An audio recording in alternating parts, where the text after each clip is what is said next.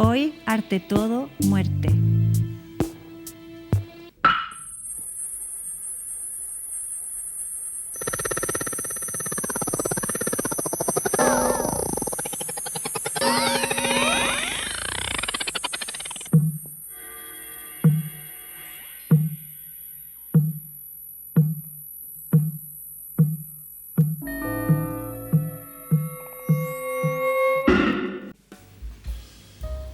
En todo me da la mano la muerte, me saluda en cada cosa que toco, me quiere la muerte y mucho la quiero, en cada cosa está la muerte. Armando Uribe. Hoy en Arte Todo estamos con Diana Aurenque, es filósofa y es directora del Departamento de Filosofía de la USACH y lanzó hace muy poco su último libro que se llama Animales enfermos con el Fondo de Cultura Económica. Bienvenida. Y estamos con Mauricio Redolés, un famoso poeta, músico, artista que no requiere más presentación. Les invito a ver un video.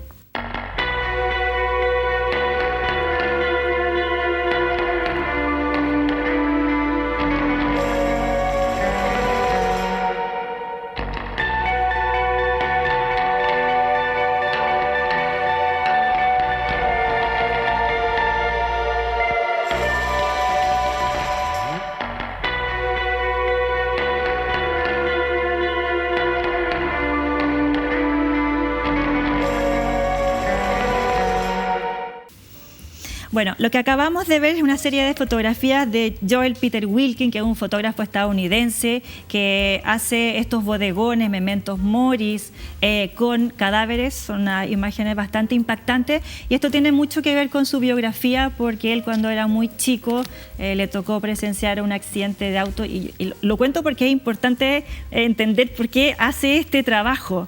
Era un niño, chocan unos autos en la esquina donde va caminando, él se agacha a recoger una pelota de fútbol y esa pelota de fútbol era la cabeza de un niño que lo mira a los ojos. Y el arte como medio para exorcizar nuestros traumas funciona aquí en el trabajo de Joe Peter Wilkin. Y les quería preguntar si tienen algún recuerdo o tienen de cuándo tuvieron por primera vez conciencia de la muerte. Diana. Sí, en realidad es difícil esa pregunta. Uno trata como de hacer una cosa media como estetizar, ¿no? De que uno realmente se volvió adulto cuando sabe que es consciente de la muerte. Yo creo que la muerte probablemente nos volvemos conscientes de ella cuando ocurre la tragedia familiar cercana, ¿no? Yo afortunadamente estuve muy protegida de eso y en realidad la experiencia de la muerte, el concepto de muerte realmente fue más bien siempre un concepto, ¿no? Y yo creo que en la medida en que fui más grande y empecé a ver morir a los que quiero, ahí realmente uno empieza a entender lo que es la muerte. Pues al final de la muerte uno sabe, no solo tangencialmente, pero un momento concreto donde me di cuenta que me iba a morir, que es algo que los filósofos siempre quieren estetizar, o sea, hacer como un momento estético fundamental de aprender la muerte, darme cuenta, y eso me hizo ser reflexivo. No tengo ese momento, me pasó más bien posteriormente. ¿Y a qué te refieres con estetizar la muerte? Es que los filósofos siempre han tenido una fascinación por pensar la muerte, porque en el fondo es uno de los grandes límites, ¿no? Los límites puede ser el otro, la muerte sin duda uno de las interrogantes más grandes y que más nos determinan de alguna forma en la vida, ¿no?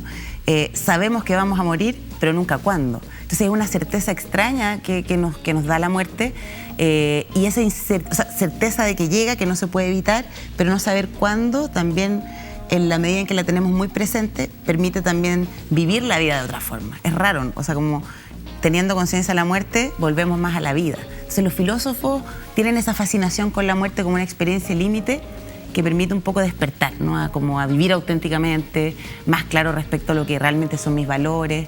En ese sentido, una experiencia o un concepto clave en la filosofía. Parece que todos también tuviéramos un poco esa fascinación por la muerte, entre el horror y la fascinación. Mauricio, ¿tú tienes recuerdos de tu primera experiencia o conciencia de muerte?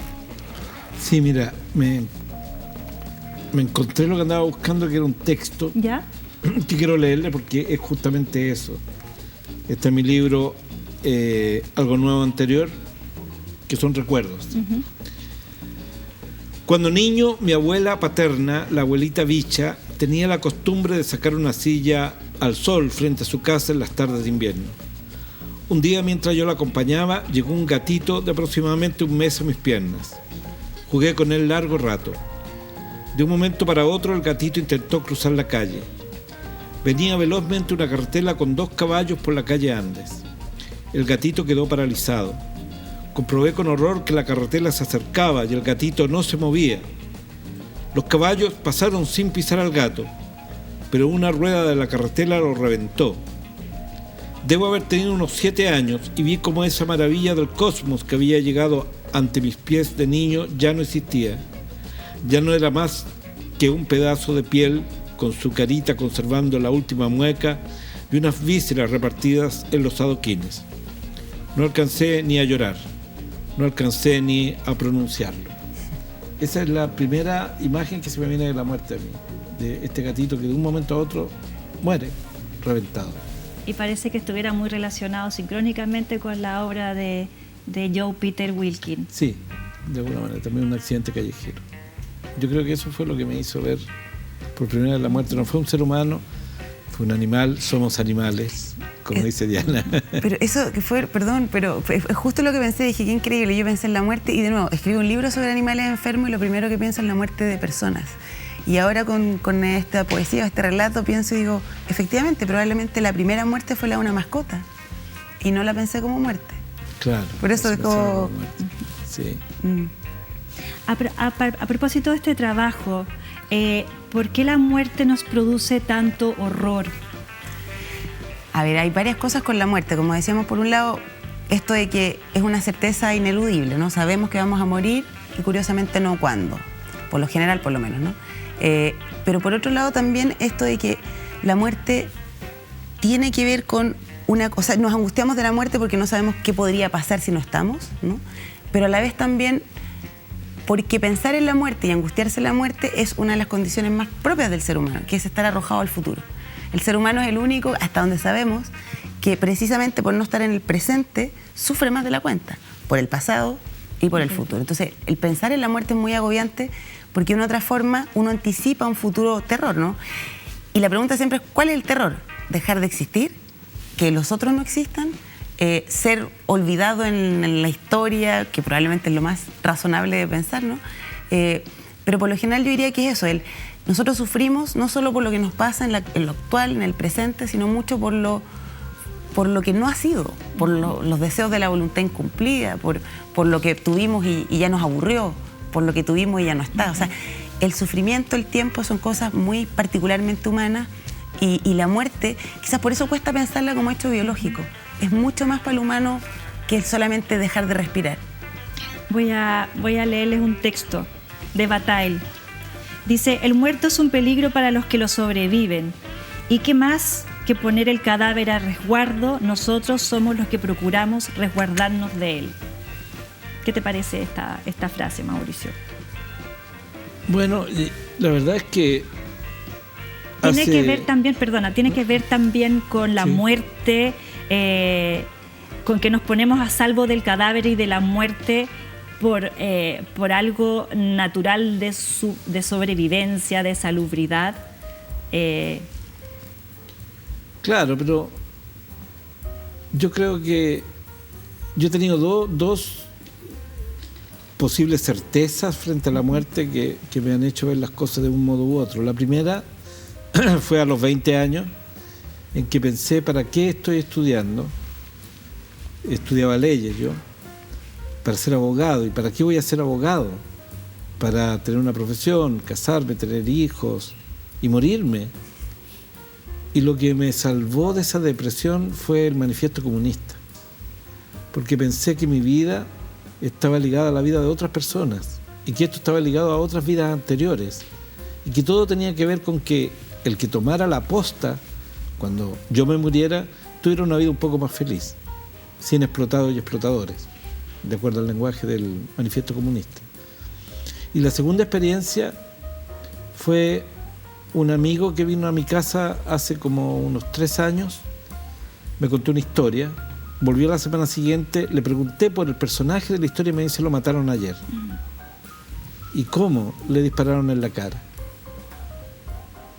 ¿Y qué pasó? Su hermana está muy mal. Y yo había conocido hacía poco tiempo a una medium. Entonces le dije, anda donde la medium. Es como llamar por teléfono a un muerto. Y lo hicieron, llamaron a la medium llamó al fallecido y el fallecido apareció con el nombre de la hermana, que estaba muy mal, que se decían cuando niños, que era un nombre que nadie sabía. Y a ella eso la consoló mucho. O sea, de ahí me lleva a pensar de que no hay esta cosa de descansa en paz. Descansa, pero te va a llegar pega cuando te llaman a medium y vas a tener que aparecer. Entre las dos ideas estoy yo, entre que ya no hay nada y hay que luchar porque ese futuro donde uno no esté sea mejor para los que vienen y que a lo mejor hay algo y uno no sabe. Vamos a estar volviendo permanentemente a ese tema. Los invito a ver un video.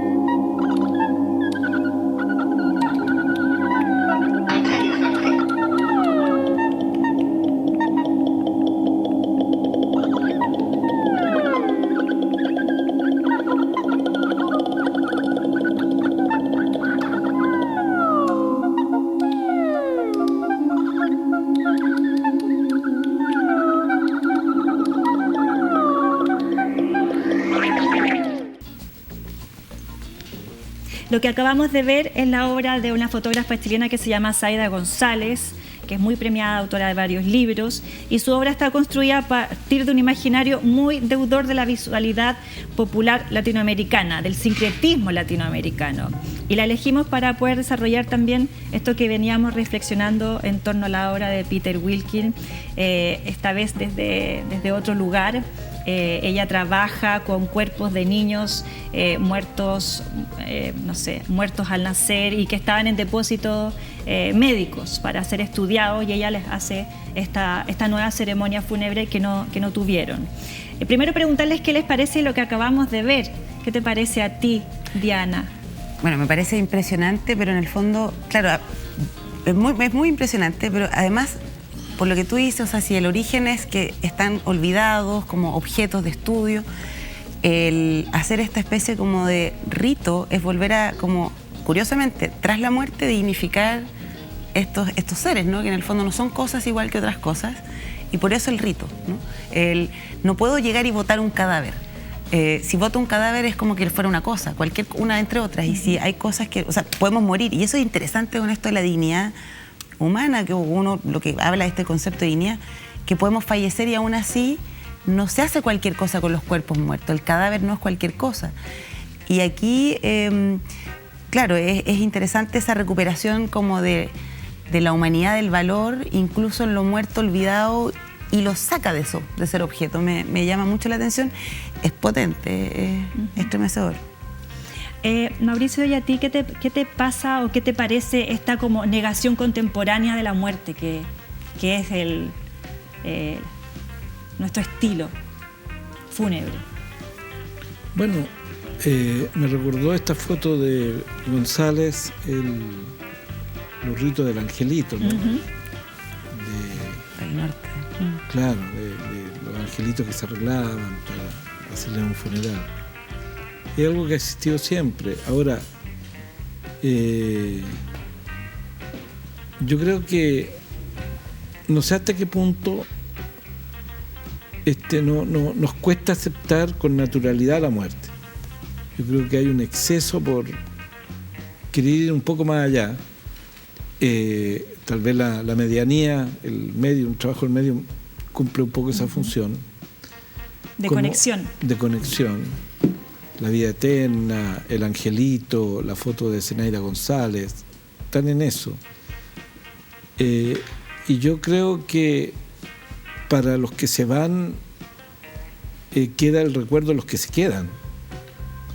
Justamente este libro, Algo Nuevo Anterior, lo escribí después de mi ataque cerebrovascular. Llegué a mi casa y estaba la abuela de mi compañera, viviendo sus últimos días en la casa. Murió meses después. Estaba bien ella, tenía 90 y tantos años. Y a la hora del almuerzo, todo eran recuerdos de su vida en Lota. Y yo creo que eso es lo que nos queda de ella. Más que el cuerpo, más que una fotografía, queda lo que tú alcanzas a traspasar. Y yo creo que esa es la única derrota de la muerte. Saber qué vivió el que se fue. Y eso, atesorarlo como parte de la vida de la humanidad. Eso. Los invito a ver otro video.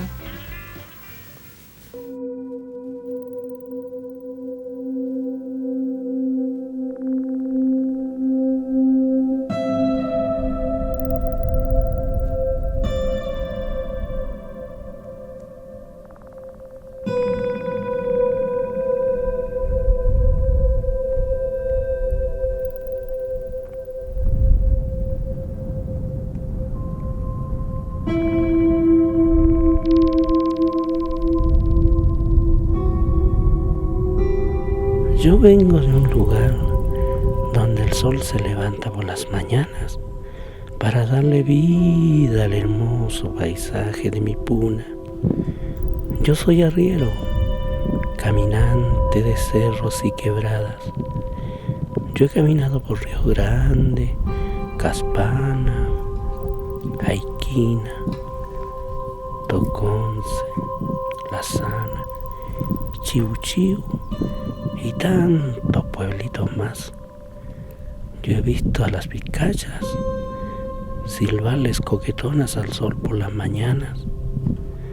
Y he visto revolotear alegre las avestruces. También he visto las parinas. Y en mi cordillera atacameña he visto pastar mis llamitas, los guanacos, también las vicuñas. Pachamama, Santa Tierra, échanos tu bendición. Esta obra es de Enrique Ramírez, un artista chileno, se llama Un hombre que camina y es una película, parte de una exposición que hizo el artista y es un juego de espejos en el salar de Uyuni que cuenta la historia real de un personaje surreal que representa el viaje desconocido e incierto entre la vida y la muerte. Y parafraseando un poco al propio Ramírez, que se pregunta, cuando uno piensa en la muerte, piensa en la ausencia de luz, en la oscuridad. Cuando pensamos en la vida, en luminosidad. ¿Por qué? ¿Por qué, Diana? ¿Qué piensas tú de eso? Bueno, en realidad, claro, es muchas cosas. Estaba pensando es tremendamente impactante eso. Y aparte por el tema que invierte o sea, al ser espejos, en el fondo arriba y abajo son lo mismo. Y uno piensa a veces como que con esta visión judeocristiana, que arriba es el cielo, el infinito, y abajo también es infinito, pero malo, y sin luz y oscuridad. Y claro, esto como de creer que los opuestos son, como que los opuestos gobiernan, por así decir. ¿A qué me refiero? Esto que la vida es luz y la muerte es sombra. Y la muerte es mala y está afuera, y la vida es luz, eso es todo bueno. O sea, ese es el error, un poco, como creer que la vida un poco, ¿cómo decirlo? La modernidad un poco instaura al sujeto en esa idea, ¿no? Que saca lo que la muerte, los problemas, la enfermedad, la pone en, no sé, hospitales, la pone en ciertos lugares fuera de la conversación. Hay como la muerte como lo oscuro, el tabú, no queremos hablar de eso, queremos ser eternos. Y pensaba en lo que decía Mauricio antes también. En otros momentos la muerte era más presente y a través de esa presencia de la muerte se podía hasta como superar la muerte. En el hecho de que habían recuerdos, memoria, el rito, prendo una vela, esto no está el muerto, es porque está igual, porque lo recuerdo y prendo la vela, está el muerto. Entonces, lo que creo que nos pasa ahora es esto de quedar muy abandonados a esa idea de que la vida es pura claridad, control, claridad como control, y todo aquello que se nos escapa, nos duele, lo ponemos debajo de la alfombra, ¿no? Mauricio, ¿cómo te gustaría que fuera tu funeral? Mira, a mí me gustaría un narco funeral para ¿Ya? mí. Con harta cerveza, hartos pitos, harta marihuana, con los músicos que me sobrevivan tocando. ¿Tú crees que los funerales narcos son con mucha marihuana? Yo diría que son con cocaína. Bueno, yo no fumo, yo no jalo cocaína, fumé marihuana durante mucho tiempo, ahora tampoco lo hago. Pero me gustaría un narco funeral, sí. con marihuana y cerveza. Me gustaría que estuvieran mis bandas que han tocado, me han acompañado durante años tocando ahí, que tocara a mi hija, tocar a mi hijo, que me sobrevivan. Mi hija toca teclado, ukelele, mi hijo toca percusiones. Y los músicos que me han acompañado siempre, no los que me han traicionado, que hay varios. Esos hueones, no, para afuera del funeral, hueón. Y hacer una gran fiesta, que no me toqueteen mucho a la viuda tampoco. Ya. Que no se entusiasmen con la viuda.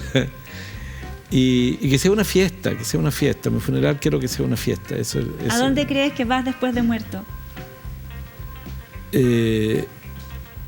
Mira, con esta experiencia de la medianía de mi amiga, ella, según lo que ella ha capturado, hay lugares metafísicos, obviamente, que se están divididos. Entonces uno está en un lado, otro está en otro lado. Pero están todos, no hay un infierno, esa cuestión no existe. Pinochet, ella llamó a Pinochet hace poco, sin saberlo. O sea, ¿nos podía tocar con Pinochet? Y no, nos podría tocar con Pinochet, con Hitler, imagínate, un almuerzo con ellos, sería terrible. No, la verdad es que yo creo que si existe esta especie de energía que queda vibrando y que fuimos nosotros, sería agotador, porque ya no habría muerte a la muerte, y yo creo que es bueno tener una muerte también para descansar en paz. Los voy a invitar a escuchar algo.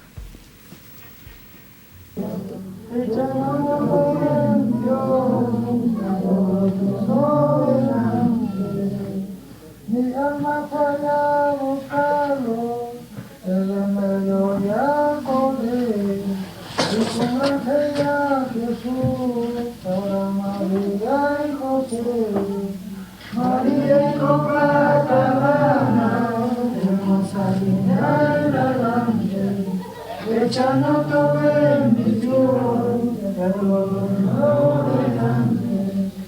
Acompañó del sitio con el ejército, volvió la mayoría, Jesús, María y José, María y Guadalajara, hermosa, linda y elegante, echando tu bendición.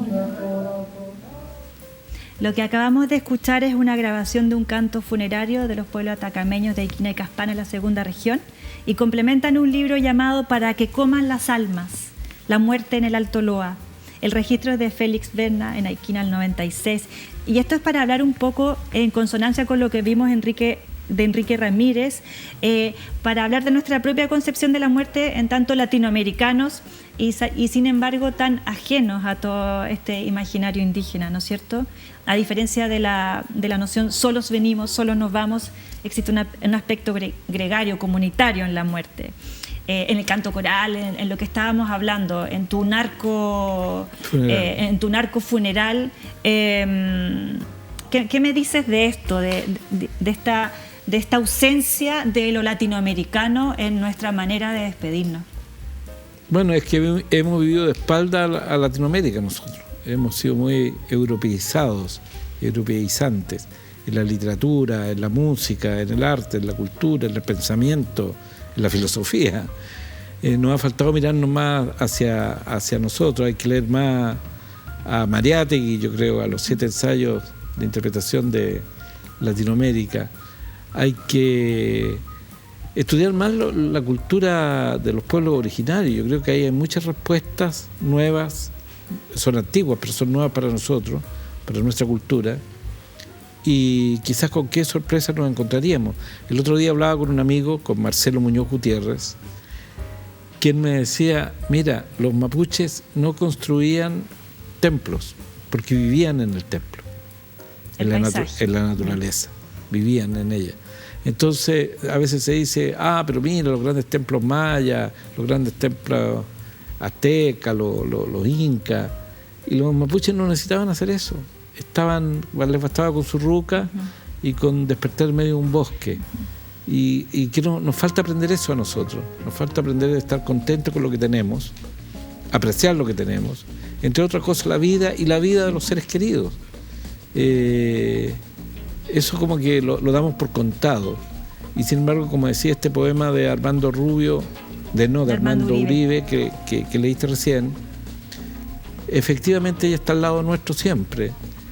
Es muy curioso cuando muere alguien repentinamente y alguien te dice, pero imposible si lo vi ayer, como si la muerte fuera un proceso de semanas, claro. ¿Te das cuenta? Está muriendo de a poco. Sí.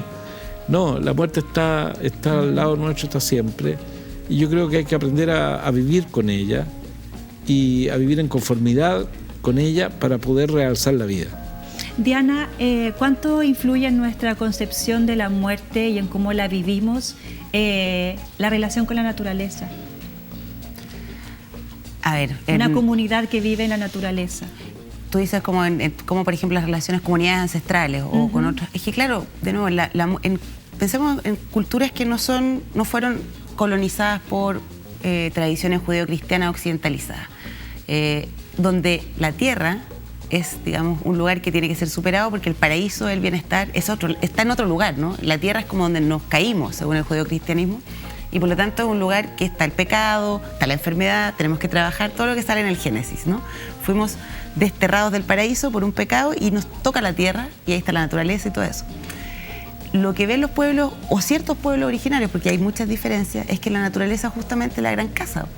Y no está esta cosa de que es la gran casa en la relación sujeto-objeto, que yo estoy con el árbol para sacar madera del árbol, o estoy con lo que está el río para poder sacar agua. No está esa instrumentalización, está más bien una armonía, una relación casi como me vinculo con el río con el mismo respeto como con una persona, como con un animal. Por lo tanto, la muerte es más natural también. Por lo tanto, todo lo que tiene que ver con este movimiento, estar, construir, morir, hacer ofrendas, dejar, agradecer, es mucho más, es algo que nosotros conocemos poco, por las razones que decía Mauricio.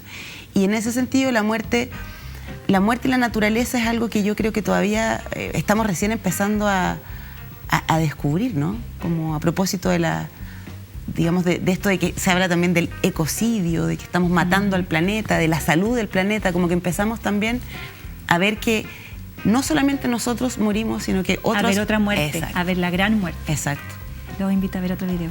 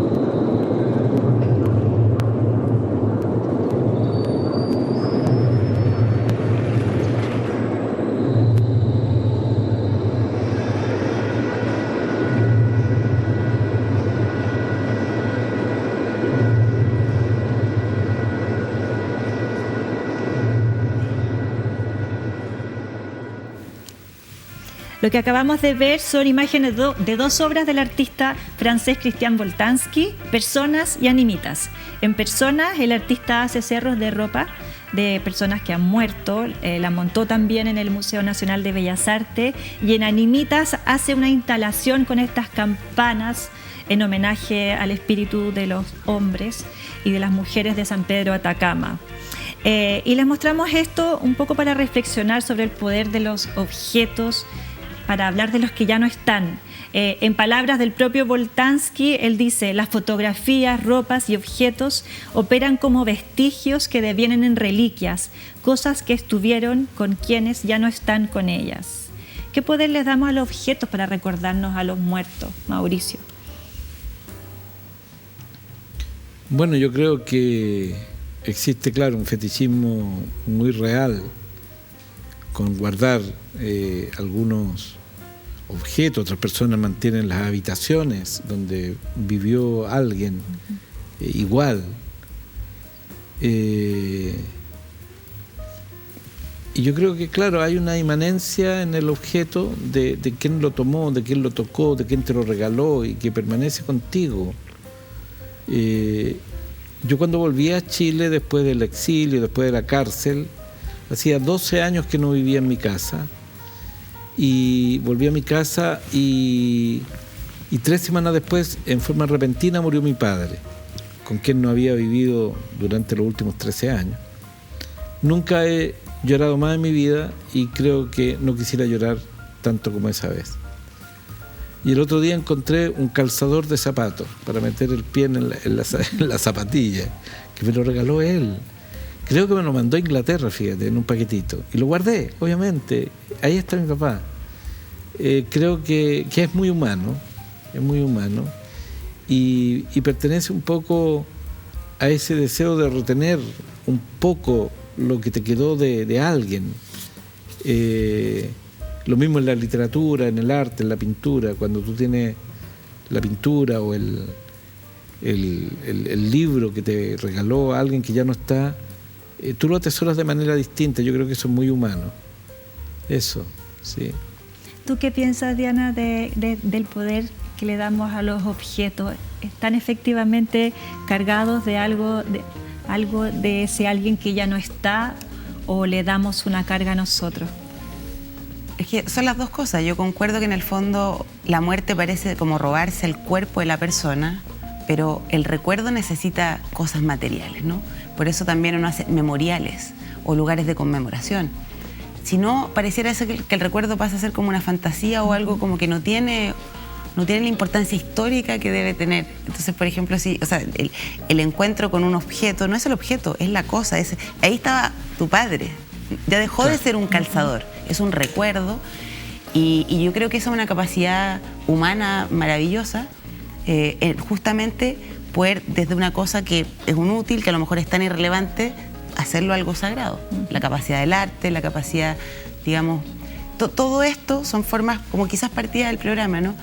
La poética, o sea, lo artístico, finalmente es una especie como de forma terapéutica de lidiar con el trauma, con lo difícil que es la vida, con la muerte, y en este caso, hacer de un objeto banal casi como un lugar que yo pondría hasta en un rito, o sea, como esto que no le pase nada al objeto, porque ya no es un objeto, es recuerdo de mi padre. Tiene algo es muy especial, una capacidad, yo creo que a veces no tomamos en cuenta, que los objetos no son nunca solo objetos, para el ser humano tampoco. Vamos a una pausa comercial y seguimos.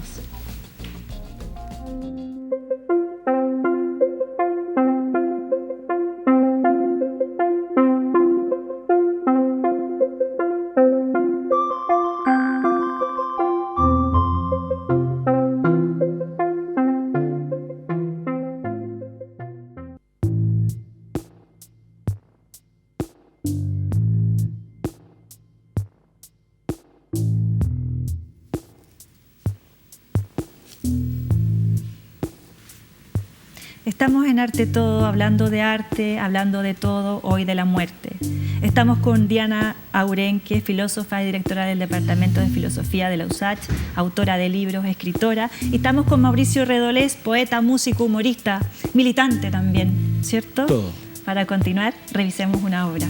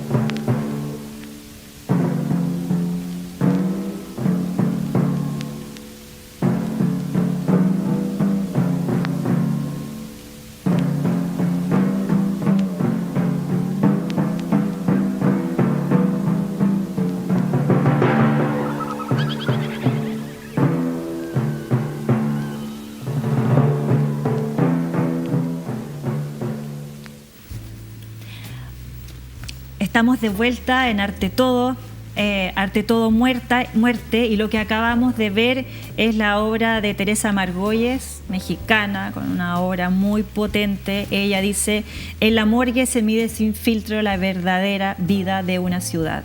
Y lo que acabamos de ver de ella son 4 obras. Una es Recados Póstumos, donde las marquesinas de los teatros pone algunas frases de textos de suicidas. No me extrañen ni me lloren, dice una, hagan de cuenta que me fui y volveré.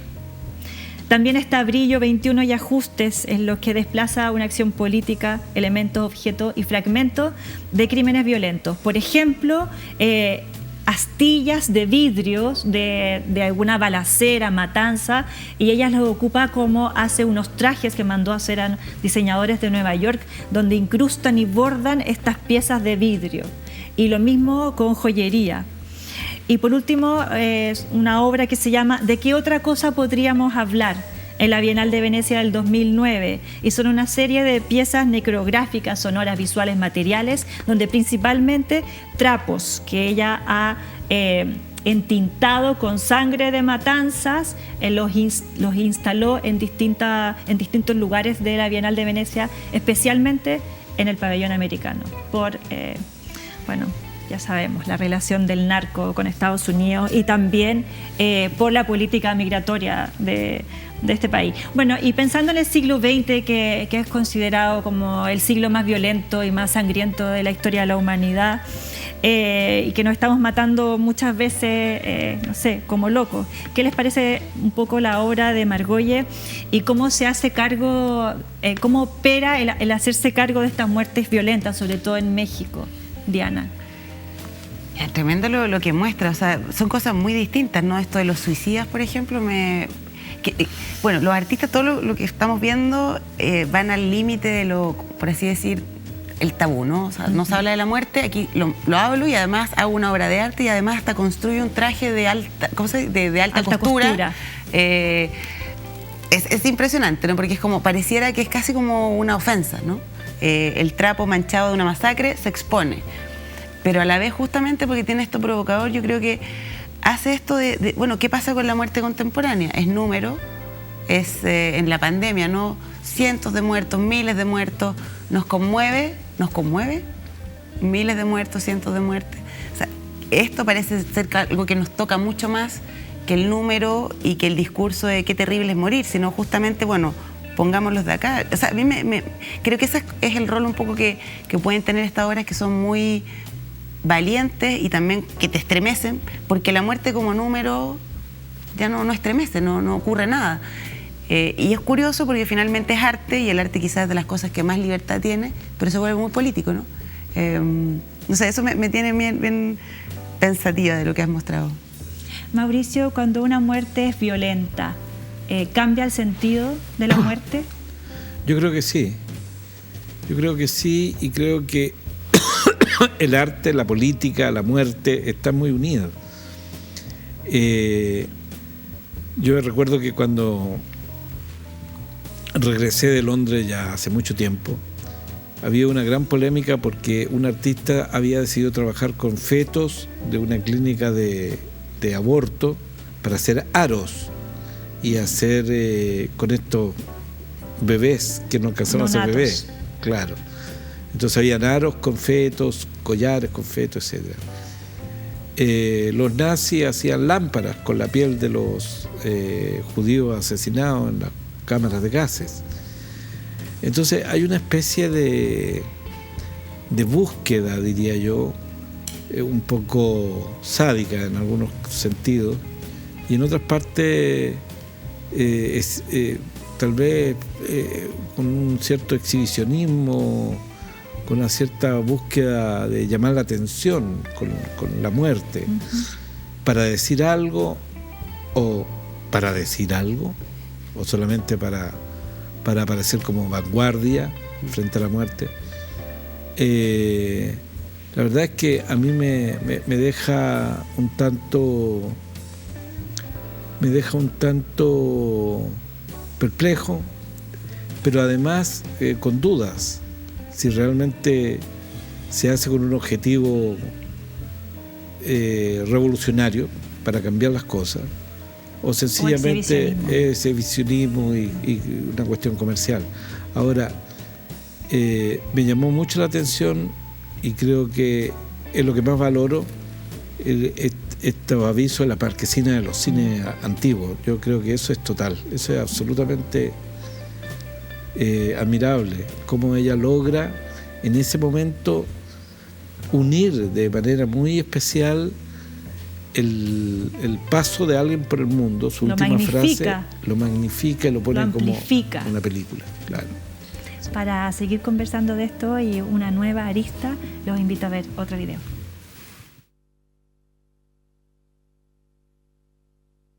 Bueno, Amortanasia nace por parte de una necesidad concreta y específica de una comunidad que se ve completamente desamparada por parte del Estado, personas que no tienen posibilidad de cesar su sufrimiento a partir de enfermedades crónicas, terminales o de sufrimiento prolongado. Y se levanta en inicio como una idea de poder como entregar información específicamente sobre eutanasia. Hasta ahí no había nada en Chile que hablara constantemente sobre ello, y entregar la posibilidad a pacientes también de poder ser evaluados y poder ayudarlo en un suicidio asistido. Eso se hizo durante 2 años, que contamos con la posibilidad de traer a médicos del extranjero para poder hacer los procesos de asistencia. Cuando se hizo público esto con el proyecto, porque esto siempre fue un proyecto de arte y política, y cuando hago público, lamentablemente no pudimos seguir entregando esa posibilidad gratuita a lo de las pacientes. Bueno, vimos esta obra que se llama Amortanasia, de Francisco Papas Fritas, y tiene mucho que ver con tu trabajo, Diana. ¿Qué te parece esta operación y tantos ámbitos que toca esta obra de Papas Fritas? Sí, bueno, conozco la obra bastante, conozco a Francisco también justamente, bueno, por temas políticos y luego efectivamente por esto, y ya pasó de ser como una obra de arte también algo, realmente una fundación, ¿no? Amortanasia como esta idea de poder, antes de que estuviera el proyecto, como ahora, por ejemplo, muerte digna, que se está discutiendo con eutanasia o suicidio asistido, esta era una especie de alternativa de decir, oye, hay personas que tienen razones justificadas para no querer vivir bajo ciertos diagnósticos médicos, enfermedades crónicas, y en el fondo permitir a las personas que hagan lo que siempre podemos hacer, que es suicidarnos, ¿no? Es quizá una de las libertades más características del ser humano, es que siempre podemos matarnos, ¿no? Y si no lo hacemos, bueno, será por algo, porque no queremos dañar a los otros, o porque nos gusta la vida, o porque tiene un sentido, porque queremos hacer una diferencia, porque nos inventamos un sentido, lo que sea. Pero en el caso de las personas que a veces son las que podrían necesitar, o sea, ver en la muerte, pero eso es amortanasia interesante, porque es amor, es como permitir ayudar al otro que pueda dejar de sufrir como un acto de amor, y permitir que el otro se pueda suicidar. Es una cosa a primera vista extraña, porque siempre estamos acostumbrados a que la vida es un valor y la muerte no, la luz y la sombra, la vida como algo bueno y la muerte como algo siempre malo. Pero sabemos que no es necesariamente siempre mala. Vivimos cada vez más, no necesariamente mejor, y en ese sentido, a veces, si algo podemos establecer es que las personas podemos querer no vivir para no seguir prolongando nuestro sufrimiento. Así que a mí está como partir algo artístico y luego tener un lugar político me pareció siempre una cosa muy interesante, muy valiente, y esperemos que esto no se tenga que hacer por el arte, sino por política pública.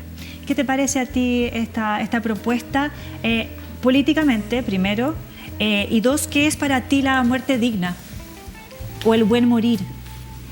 Bueno, yo primero decir que soy un gran admirador de Papas Fritas. Lo conozco, he estado en su casa, me ha pedido colaboración con algunos temas, no he podido cumplir, debo confesar. Y creo que es un hombre que tiene una postura militante con el arte, muy, muy valiente. Lo otro, creo que la vida hay que vivirla hasta cuando uno quiera, más que vivirla por un principio religioso o moral externo a quien tiene que vivir.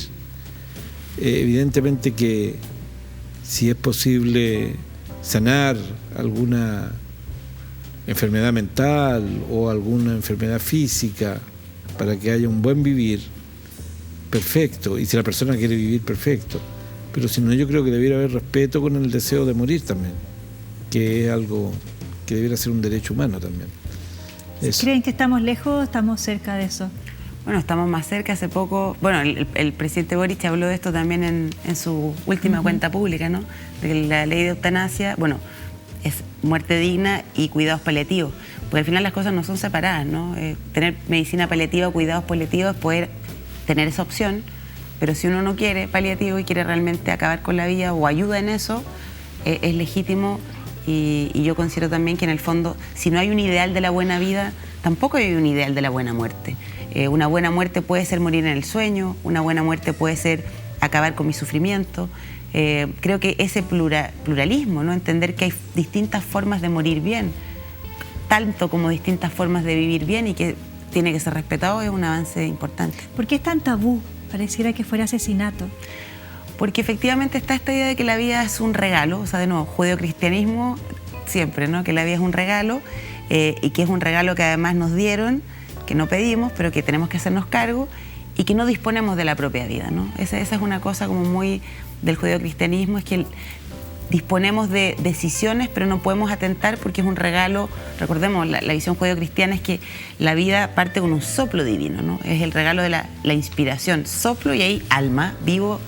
Y por lo tanto, no soy yo el que me hizo, hay un creador y me debo al creador, ¿no? Entonces yo creo que por ahí va esto y luego es claro que están las otras cosas, ¿no? Que vivir cuando uno disfruta la vida es bien bonito, ¿no? Incluso cuando hay cosas terribles y uno, como que morirse, mi papá dice algo que amo, me encantó siempre, morirse es una falta de respeto. Me gusta mucho, más de obra que lo cito. Vamos a ver otra obra.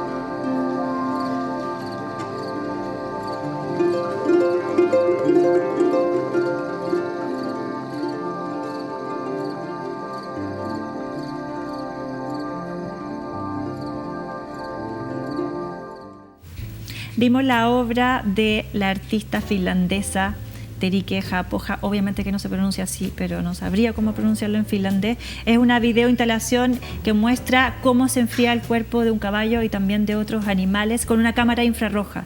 Este proceso dura 9 horas y ella hace un video de cómo esta cámara finalmente deja de percibir el calor cuando el cuerpo se enfría totalmente. Y a mí me parece que esta obra, más que hablar de la descomposición o del principio del fin de la materia, es como que hablara de la salida del ánima del cuerpo. No sé, ¿qué te parece a ti, Redolé? ¿Qué te pareció esta obra? A propósito de la frase del papá de Diana, que es una falta de respeto, recuerdo una novela, no recuerdo la autora ahora, que terminaba con la frase: quien muere no se disculpa.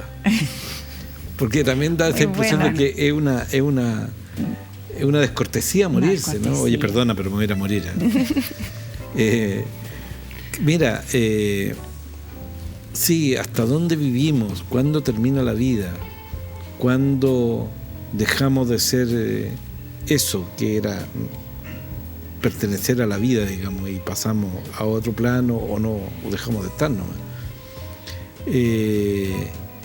Yo creo que eso tiene mucho que ver con la posibilidad de, o sea, con el deseo más bien de querer prolongar la existencia. Uno no sabe, no tenemos idea si es así o no, de si hay una energía con la que se comunica mi amiga, la que hace medianía, y si esa energía efectivamente le entrega respuestas que son reales, valederas. La hermana de este amigo que murió de un balazo en la cara, cuando llega a esta sesión de la medium, ella le dice, escucho el nombre Yayita. Y ella dice, Yayita, así me decía mi hermano cuando éramos chicos. O sea, algo hay. Y yo creo que ese deseo y esa eventualidad de una futura, de una post-existencia, la existencia misma, es una fantasía que de alguna forma u otra tenemos todos y todas. Ahora, a mí me basta con la existencia que tengo ahora, con el amor que recibo y que doy ahora, y con la posibilidad de escribir, que es mi oficio, para contar el paso de alguien que estuvo acá. Me acuerdo mucho de un poema de Walt Whitman que dice, esta noche estoy escribiendo para ti, pero tú no has nacido todavía. Yo soy el invisible. Cuando me leas, pero ahora tú eres la invisible. Y yo creo que esa cadena de invisibilidades es lo que nos hace ser quienes somos. Como decía Roberto Bolaño en una entrevista, ¿para qué nos preocupamos tanto con la muerte si en 50 millones de años más se va a transformar el Sol en una estrella enana y no va a desaparecer el planeta? Se lo va a comer un hoyo negro. La verdad es que también es cierto. Somos finitos. ¿Qué te hizo pensar esta obra? Me hizo pensar que dos cosas. Una, que también a veces cuando hablamos de la muerte pensamos como que fuese un momento, ¿no? Como murió. Pero en realidad aquí se nota muy bien algo que es de la muerte, o es que nunca es la muerte, es un morir. Es un proceso donde una serie de situaciones biológicas ocurren, y me llama la atención eso, o sea, es un proceso que se inicia, ¿no? Pero claro, nosotros normalmente decimos murió cuando algún tipo de... se pierde, no sé, la capacidad, pienso en la muerte cerebral, ¿no? El cuerpo se mantiene con vida, con máquinas, pero en realidad ya no estamos. O sea, perdió, digamos, la conexión cerebro con el resto de la coordinación del cuerpo. Entonces pensé eso por un lado, y pensé también que, claro, el calor quizá es una de las cosas más características de lo vivo, ¿no? La caloría, lo que te mantiene con vida es el calor, una fuerza, y quizá una de las cosas más características de la muerte es justamente esto de lo frío, lo rígido, y bueno, es como el objeto. Es el objeto. Y volviendo un poco a esto como de la muerte en escenarios contemporáneos, mencioné recién la muerte cerebral. Esa es una muerte muy extraña, porque efectivamente cuando tú ves a la persona muerta, como está mantenido su cuerpo con máquinas, nunca está fría y rígida, ¿no? Está rosada, se sube y baja el pecho, pero está muerto. Es una cosa muy rara como de comprender a nivel fenomenológico, como uno está acostumbrado a la muerte, la rigidez, la frialdad.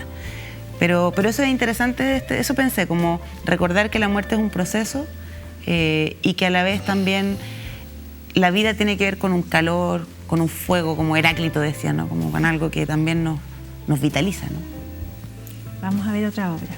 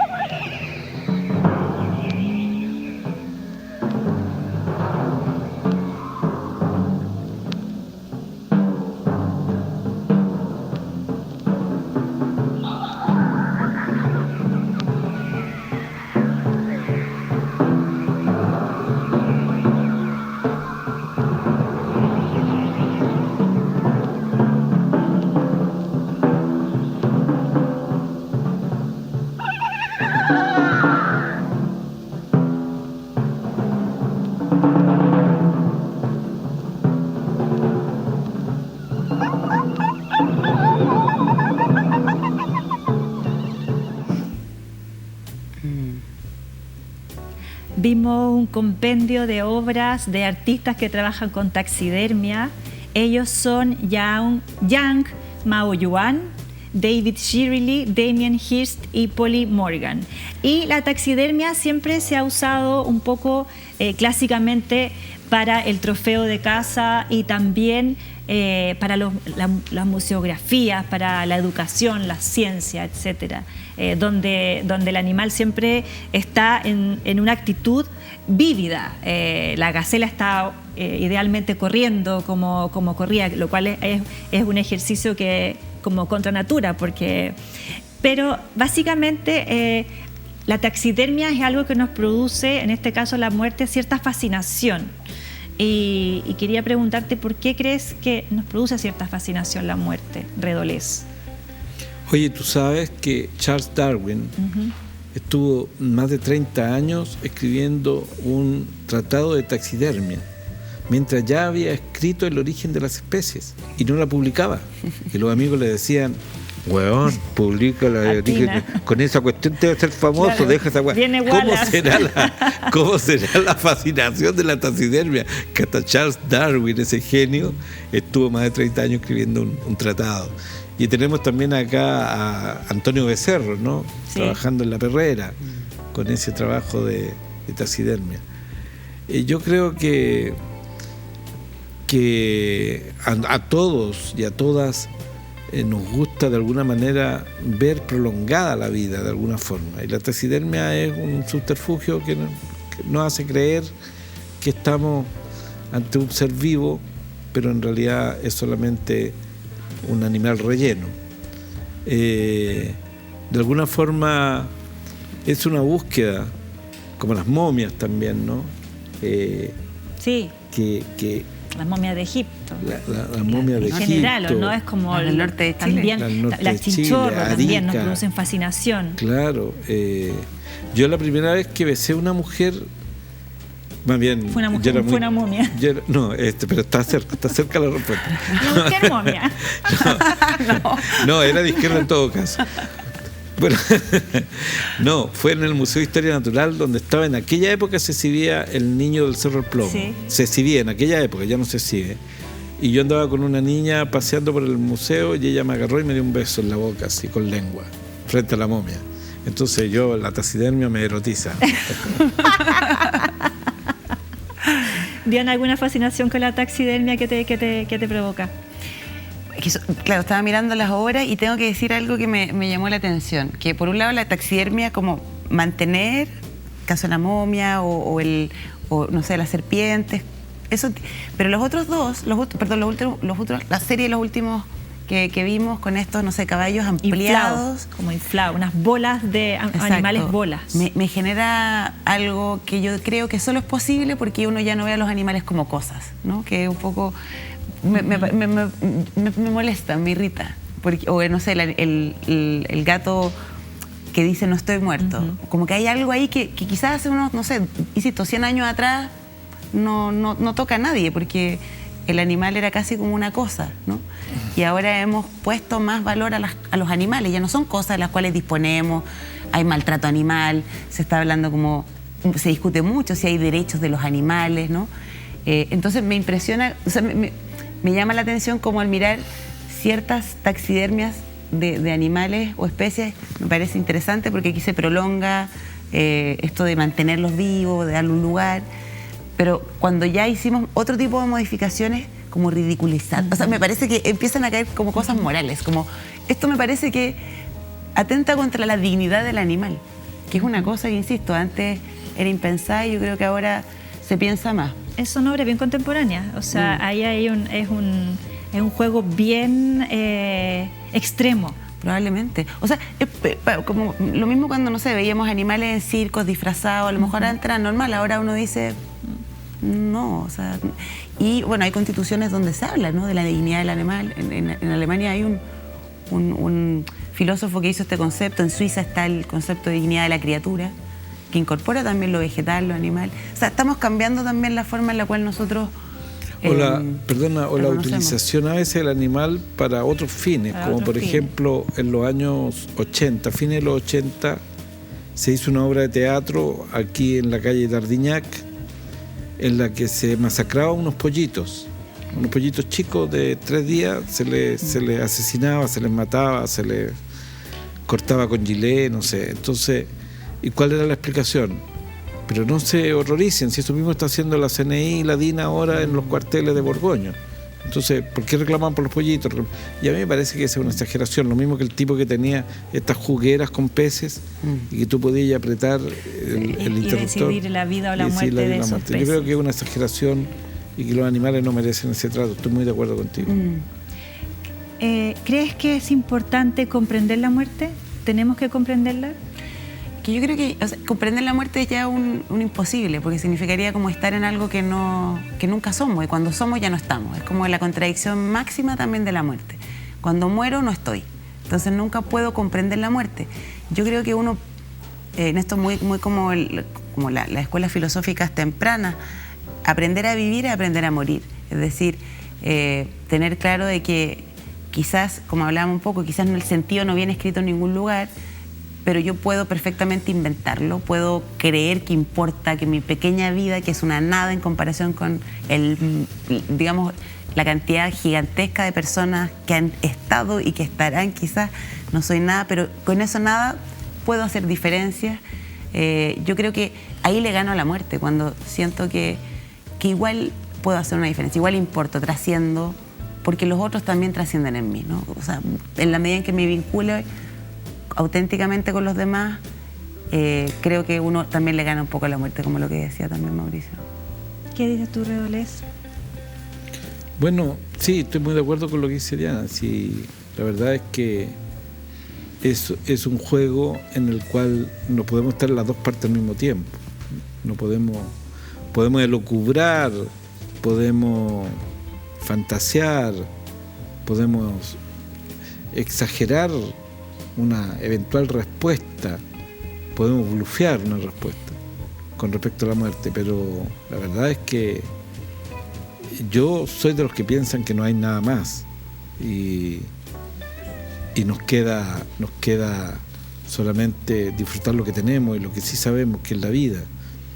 Y frente a la muerte, yo la verdad es que tengo bastante respeto por el objeto que queda, que es el cadáver, ya sea de un animal o de una persona, como así el respeto hacia las circunstancias de la muerte, ¿no? Hacer arte a partir de allí lo veo como algo, como una cierta forma de exhibicionismo barato, que no me piace. Eso. Esto fue Arte Todo, Muerte.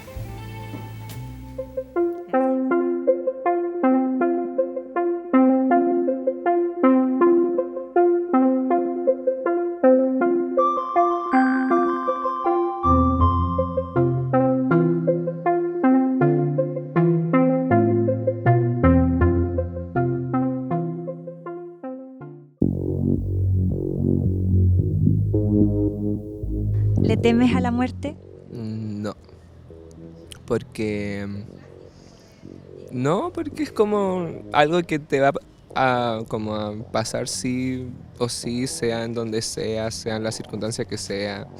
Como que está presente siempre, en todas partes. Entonces como que no le temo.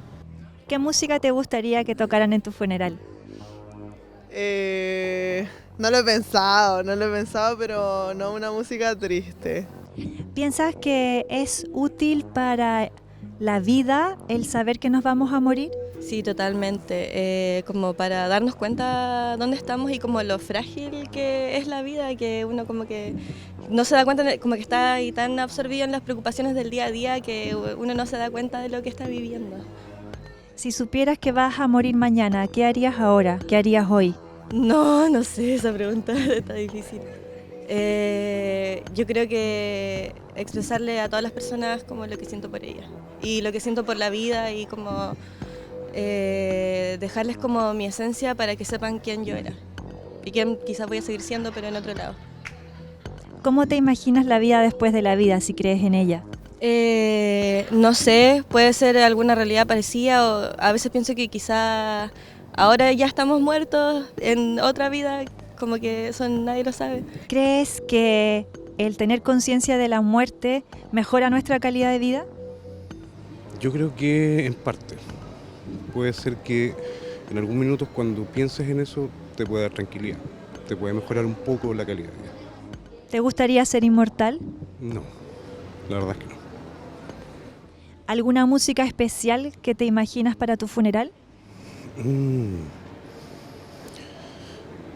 Rock. ¿Cómo te imaginas la vida después de la vida? ¿Crees en ella? Ojalá reencarnar en un gato, ¿cachai? Para no tener más responsabilidades y solo estar ahí piola. ¿Cómo te gustaría que fuera tu funeral? Mi funeral, un carrete de EBM, en lo posible. ¿Te gustaría ser inmortal? No, para nada. No, de hecho como que ya pronto pasemos a otra cosita.